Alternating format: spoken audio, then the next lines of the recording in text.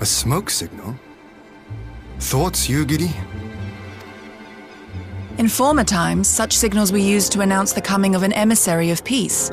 In Doma, at least. But could that truly be their intent? Who can say?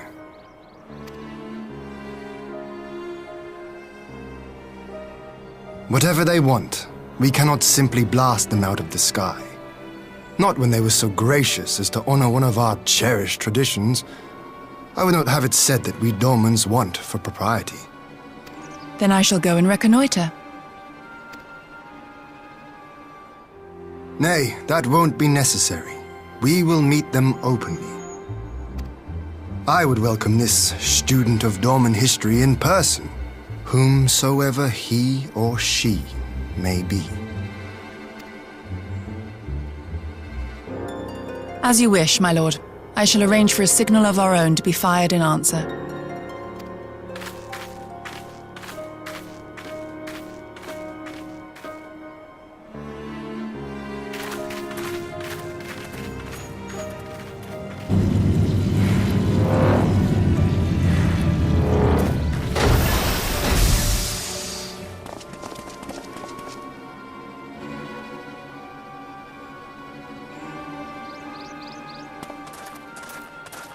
Well, that we should be received by the Lord of Doma himself. I but afford an emissary of peace the courtesy he is due. Welcome to Doma, my lord.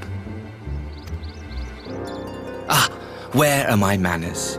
I am Asahi Sus Brutus, Ambassador Plenipotentiary of Garlemald. He is heir to the Naiuri clan, and Yotsu's stepbrother. It seems I need not introduce myself, not in the presence of the famed Yugiri Mistwalker. Your skills as a shinobi are known far and wide, my lady. It is true. The former acting viceroy is my sister, yet bonds of kinship aside, we have precious little in common. As will soon become plain, I come not to sow strife, but to end it. I am of the Populares, a collective which represents the interests of the common man. Long have we labored to bring about reform to the Empire's provincial policy. Happily for us, our master acknowledges the need for change. Indeed, His Radiance, Emperor Varys Zos Galvus, personally sanctioned this mission, granting me the authority to speak with his voice. To negotiate peace with Doma.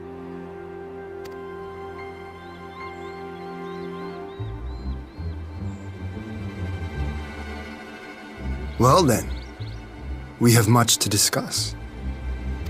Will you accompany me to my hall? Gladly, my lord.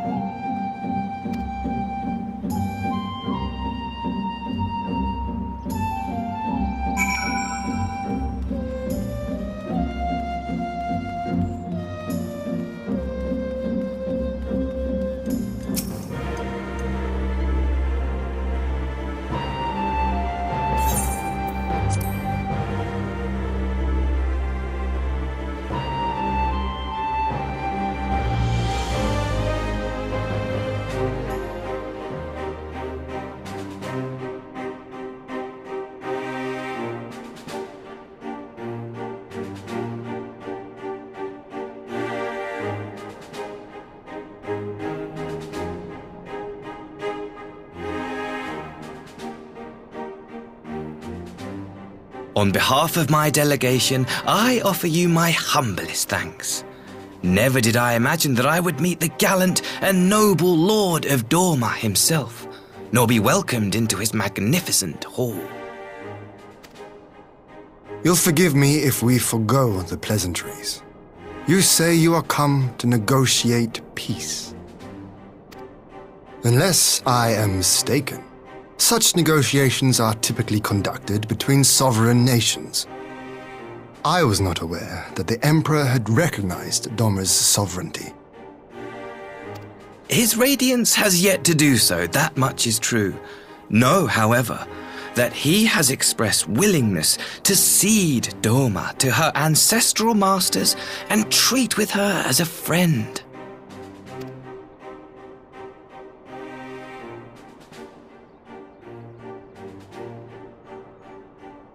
Since the days of Emperor Solus, the Empire has aggressively expanded its territory.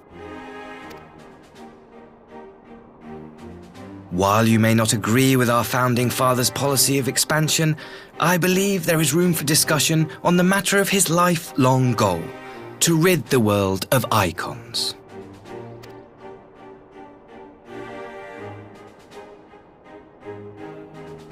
Icons are a blight upon this star. They cannot be suffered to exist. This you know as well as we.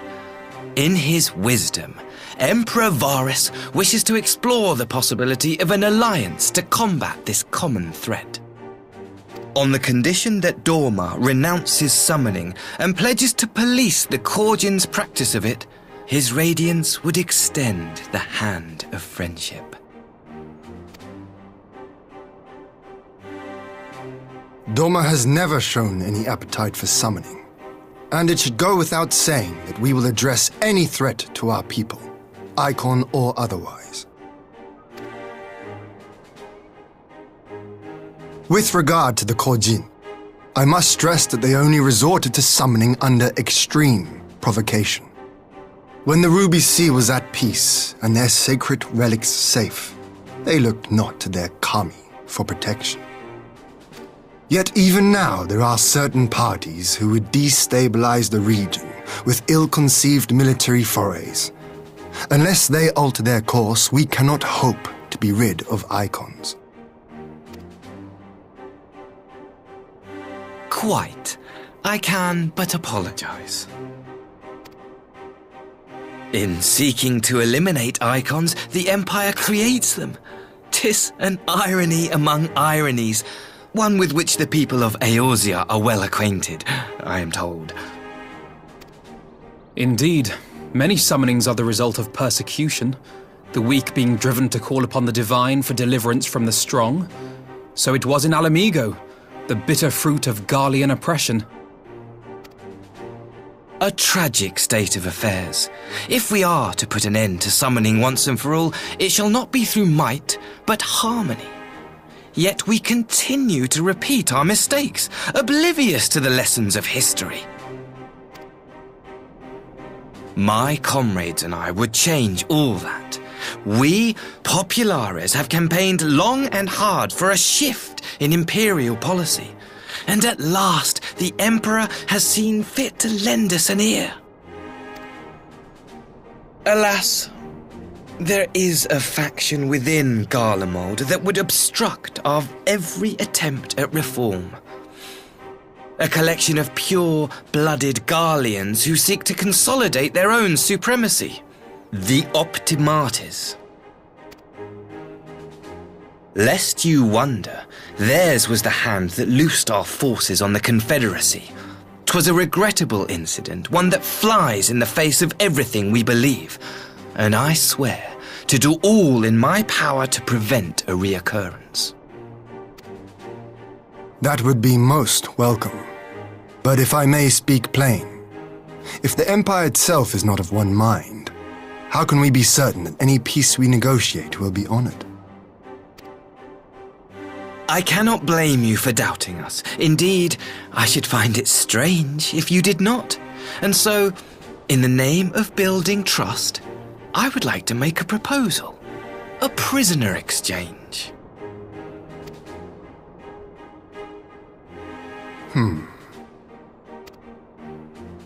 Under Garlean rule, no few Dormans were conscripted into the Imperial army.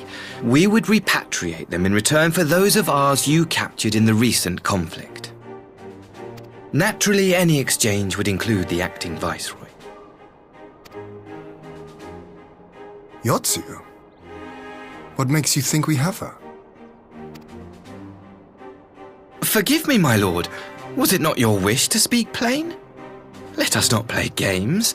I desire only to work to our mutual benefit. The Optimates tried and failed to take my sister by force.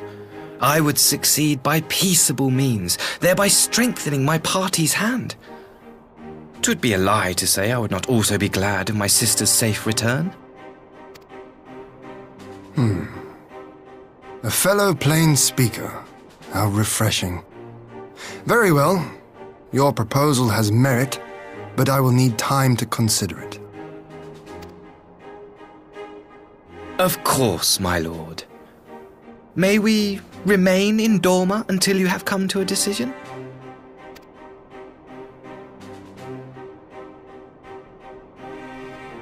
You shall be our honored guests.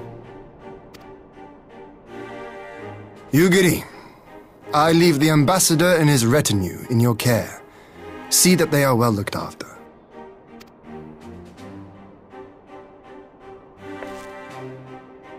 You have our gratitude, Lord Hien. We shall look forward to your answer.